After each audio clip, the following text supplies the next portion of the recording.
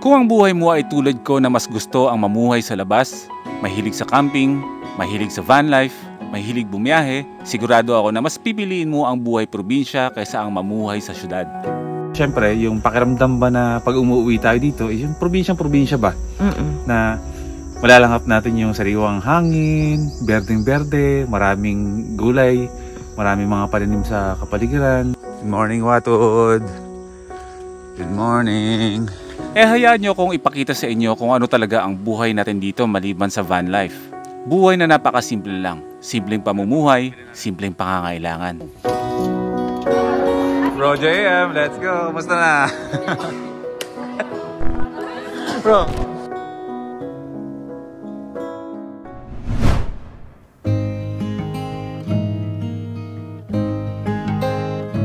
And welcome back to another episode. Alakas ng vibe ng probinsya, no? Mahal! Nagigets ko na yung sinasabi mo. Na minsan, yung bundok, pakiramdam mo, napakalapit niya sa'yo. Tagal-tagal ko nang kaharap ko. Ha? Ha? Naramdaman ko malapit siya.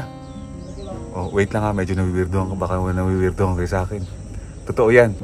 Ang bundok na yan, yung mga lokal dito, yung mga matatanda na nagsasabi na minsan yung bundok na yan, sobrang layo yan tignan. May mga panahon na parang sobrang lapit din yan. Maniwala tayo sa mga matatanda. Good morning! Good morning! Good morning! Kamusta ang tulog? Sarap. Grabe. Yun ang pinaka-the best na tulog kagabi. Explain mo. Ikaw na. Explain ko kung bakit. Ang sarap ng tulog natin kagabi. Malamig. Di ba? Natulog tayo na nakapajama. Nakabalot tayo ng jacket. Nakamedyas. Plus kumot. Tapos ginawa namin, nagpatugtog kami ng relaxing sound sa Spotify. So alam niyo yung feeling mga first timers na nasa malamig ka lugar. Tapos ganun yung get up mo. Ganun yung naririnig mo na sound habang patulog ka. Promise, napakahaba ng tulog namin. Nagising kami ng madaling araw, natulog kami ulit, kakagising lang namin. So, iba ang nabibigay talaga na comfort ng malamig na panahon. Diba? Iba talaga, promise. So, ngayong araw, mag-vlog muna tayo dito sa Alitaptap Base Camp at kung ano yung mga kaganapan na ginagawa namin dito. Enjoyin muna natin yung base camp kasi medyo namimiss talaga namin. So ngayon, lalabas lang kami para mamili lang mga ibang pangangailangan namin dito sa loob ng base camp. Yung mga basic lang naman na meron tayong may luto, meron tayong may merienda, may mga stock kami ng bigas dyan, at kung ano-ano pa mga pangangailangan na basic dito sa loob ng ating Alitaptap Base Camp. At pagpaplanuhan na rin namin, isa rin sa mga dahilan ko bakit nandito kami, isa rin to sa mga reason na yun nga, yung pagsimula ng pagpaplano na itong Alitaptap Base Camp, uunti-untiin na naming ayusin para na rin sa inyo. Ang Alitaptap Base Camp kasi maliban sa tinitirahan na namin siya, hindi pa talaga natatapos ito at nag-decide kami na wag na lang muna talagang ituloy. Ihinto muna ang pagtayo talaga ng Alitaptap Base Camp. Dahil nga na-realize namin na may mga plano dito sa base camp na mali yung diskarte namin sa pagtayo ng base camp. Maganda at matibay ang pundasyon ng base camp. Nagkabit kami ng mga materyales na akala namin ay matibay. Pagkatapos arawin, pagkatapos ulanin, agad-agad itong nasira. Isa yan sa kinalungkot naming dalawa ni Prisha. Pero meron pa naman tayong chance para ayusin itong base camp. At yan ang pagpaplanuhan natin simula ngayon. Dahil sa panibagong pag-aayos ng Alitaptap Base Camp ay hindi lang para sa amin. Tulad nga ng sinabi ko noon, na ang Alitaptap Base Camp ay bahay din ng mga first timers. So lalabas kami, pupunta kami ng hardware ngayon, mamimili kami ng mga bagay na pwedeng i-upgrade at ipalit dito. Unang-una, yung dingding ng Alitaptap Base Camp ay kailangan ng palitan. So yan yung mga dapat yung abangan, hindi naman ngayon, pero syempre sa mga susunod na vlog kasi lalabas pa lang kami para mamili ng mga pangangailangan na ipapalit dito sa mga kailangan palitan sa Alitaptap Base Camp. Para pwede na kayong tumuloy. Di ba? Mamalingke na tayo? Yes. O, Tuwad, bumaba ka na. Ikaw yung marunong ka bumaba, marunong ka umakyat, hindi ka marunong bumaba. Yung mga pananim natin dito, nilamon na ng May ayusin natin. palinisan natin, no? Oo. Tapos itong mga sili. Sino ba nagtanim na ng sili na to? Ako. Ikaw to?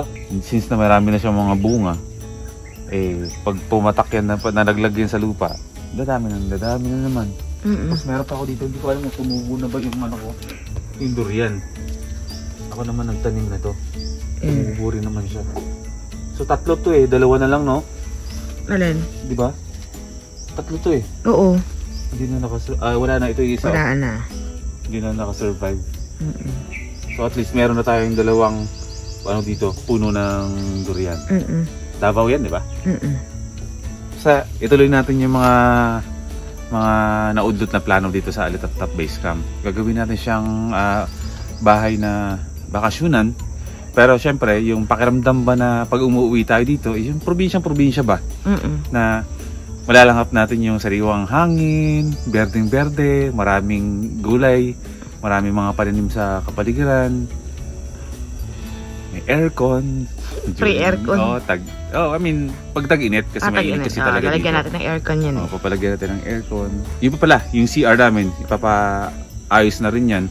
Dahil ang CR namin kasi, nasa kabilang Alitaptap pa. Yung unang Alitaptap, nandun yung CR, so medyo naglalakad pa kami. Papunta doon. So isa yun sa mga aayusin, unti-unti, para at least pagpunta nyo dito, komportable kayo. Yes. Kumbaga, gusto namin in time na kapag naayos yung Alitaptap, hindi lang ba Alitaptap namin ni Prisha at ng pamilya namin dito, kundi Alitaptap Base Camp natin mga first timers, di ba? Ay, Mal! Ay, pinakayo ko sa'yo Nakakainis naman to Joke lang. Ikaw nang mag-alala. Joke lang! At dito sa Alitaptap Base Camp, ay hindi lang kami dalawa ang nakatira dito. Meron din kaming alaga ditong 3 aso na masigasig na nagbabantay sa amin dito, lalo na kapag gabi. Si Tuwad. Nawala na naman. Buti nga't naging berde na to Diba? Nung binagyo to, walang ka-green-green tong lugar na to. No, talaga. Kanina ka pa tinatawag. Ha? Saan siya? Ayan. Ha? Kanina ka pa tinatawag. Hindi mo talaga ako sinusunod. Ha? Ano? Bilisan mo. Bakit biglang bumagal ang mo? Halika. Bilisan mo. Kanina pa ako tumawag sa'yo. Kanina pa. Pasok. Bilisan mo. Pumasok ka. Bilisan mo.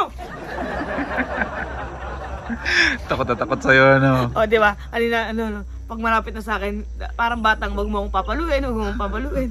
Anak mo yan Nakalagpas Lahat ng mga dingding na yan, ay unti-unti nating papalitan lahat yan. Paikot. Isa rin yan sa mga pagkakamali namin. Malay ba naman namin kasi hindi naman kami kasi sanay magpagawa talaga ng bahay nun.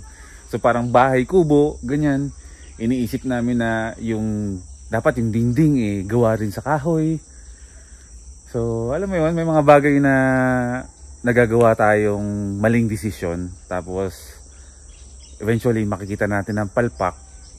Pero may dunong, may lesson na ibibigay sa atin na hindi pala nag-work yung ganitong bagay. Hindi pala ito pwede. So next time, hindi na natin pwedeng gawin naman ganun.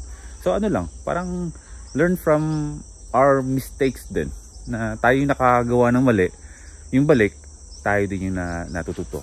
Kaya, yung dingding na yan paikot, papalitan na natin yan ng hindi kahoy. Yung ilalim, all goods na yan lang. May mga patsi lang dyan na kailangang linisin. Itong area na to ay lalagyan natin yan ng railings para malagyan ng mga tanim. Lalagyan natin dito ng malaking umbrella para meron tayong dilim. Upuan na gawa sa semento. Doon, itutuloy natin yung dirty kitchen natin plus yung CR kasi ang CR ng Alitaptap Base Camp isa nandoon sa kabilang Alitaptap Base Camp dati. Pag nagawa natin lahat-lahat yan, all goods na kayong pumunta dito sa Alitaptap Base Camp. Pwede na kayo dito magstay kahit gaano katagal yung gusto. Kasi magiging transient na itong Alitaptap Base Camp natin. Para na to sa lahat. So totoo lang, nakakamiss yung aura ng Alitaptap Base Camp, no? Pero andun pa rin yung aura niya hanggang ngayon. Hindi yun nawawala. Good morning, Watod! Good morning! Kaya wag na rin kayong malungkot. Dahil unti-unti, aayusin na natin ito. Good morning, Tito. Good morning. Kamusta ang tulog mo, Tito? Okay naman. Ang nag-iisa naming tito dito, si Tito Henry. Sabi ko na eh. Sir, clean yan. Na tuwing kami mamamalengke, syempre palaging may bilin yan. Puto? Nilupak. Para may iba naman. O sige po. Yung Wait. kasaba. Kasaba? O sige, wait ka lang dyan, Tito, at bibila tayo. Malaki ang bahay nila. Pero meron silang nakabukod na dirty kitchen. Kusina sa mga probinsya, di ba? Nakahiwalay sa bahay. Gusto mo paggawa sa labas? Kaso ngayon gagawin doon ah.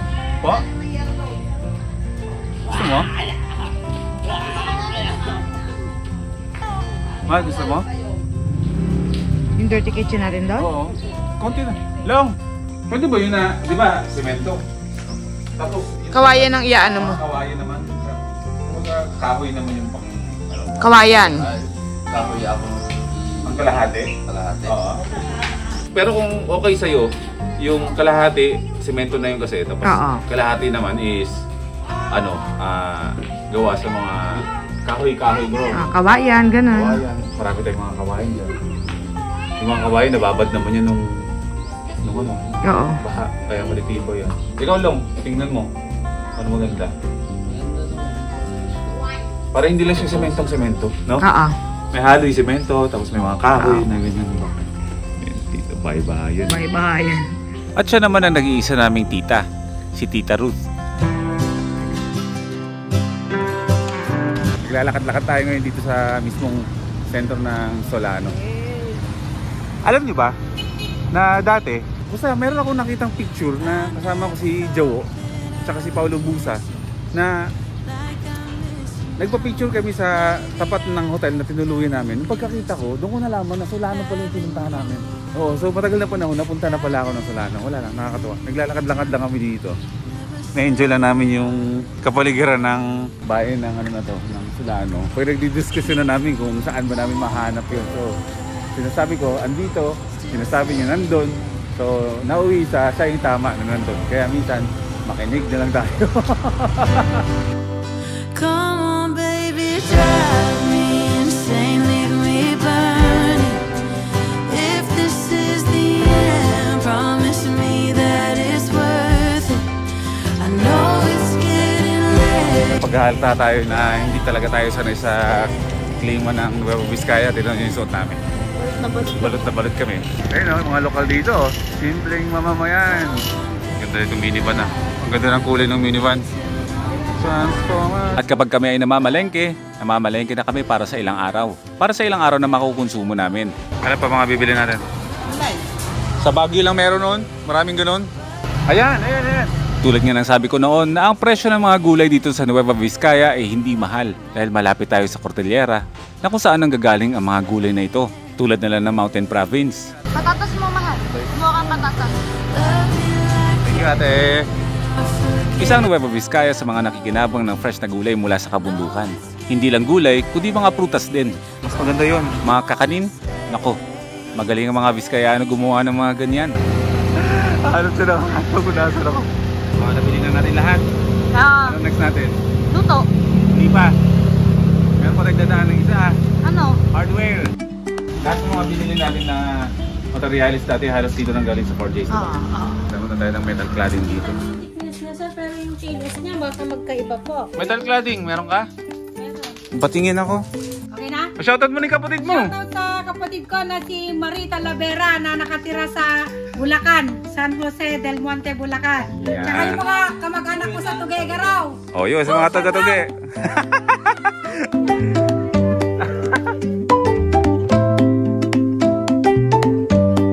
Tito. Salamat, Maclean. Sige po. Thank you very much. Apo. At ang tagaluto na pagkain namin sa base camp, si Prisha. Marunong naman ako magluto pero mas masarap siya magluto kaysa sa akin. Kinabukasan, ikaw, bakit tuwing umaga na lang, pagbukas ko ng pintuan sa hagdanan, automatic ka nakabantay dyan at bigla ka tumatakbo pa loob dun sa kwarto, sa mami mo. Palaging ganon. Galit ka pa. Good morning ulit mga first timers. Napakasarap ng tulog namin ulit. Bago kami mag-breakfast, breakfast muna ng mga kasama namin. Nagugutom. O dandahan lang. Sila yan talaga ay may mga tricks yan talaga. Ito askal to, purong askal. Pero tinatrato namin yan na tulad ng mga pagtrato namin dito sa mga iba naming alaga. Magkaiba man sila ng lahi, pero dogs pa rin yan.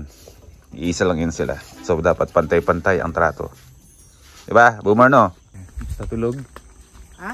Sa tulog? Ang sarap. Sarap sa tulog no? Oo, ikaw nga naganap ng tulog, mahal. Nahilik ba ako? Oo, nandito ako sa basic ko. Ngayong araw, wala naman tayong gagawin. Isang normal na araw lang maliban sa mga ganap-ganap natin sa labas. Mga personal na bagay. Ngayon, maghahanap kami ng tao na unang-una munang gagawin natin is yung kalinisan muna ng base camp. Kasi talagang balot na balot siya ng mga damo-damo ba. So magpapatabas tayo ngayong araw na to.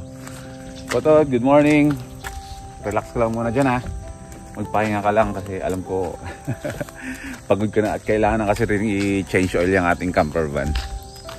At nasagad na yung kilometrahe niya na dapat ngayon na-change oil na siya. Yung dating base camp andun. May nakatira na pinaupahan na yung dating base camp. Base camp 1, Alitap-Tap 1. Yan. Alitap-Tap 2. Yun yung bago nating kubo doon. Mga kapitbahay lang muna kami. Ramdamin nyo ang buhay namin dito sa probinsya. Good morning, Tito. Ay, good morning. Smiling face in the morning. At kung natatapat kami na andito kami sa araw ng linggo. Bro, JM, let's go. Kumusta na?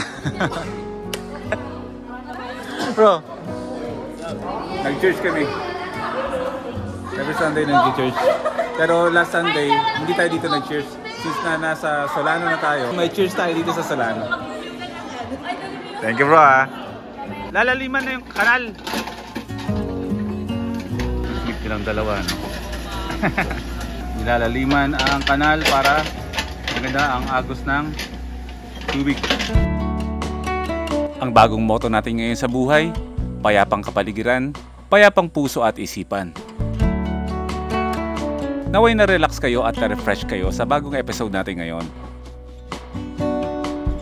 At kung gusto niyo ng mga ganitong relaxing episodes, mag-leave lang kayo ng comment dyan sa comment section. Magkita tayo ulit sa susunod na upload.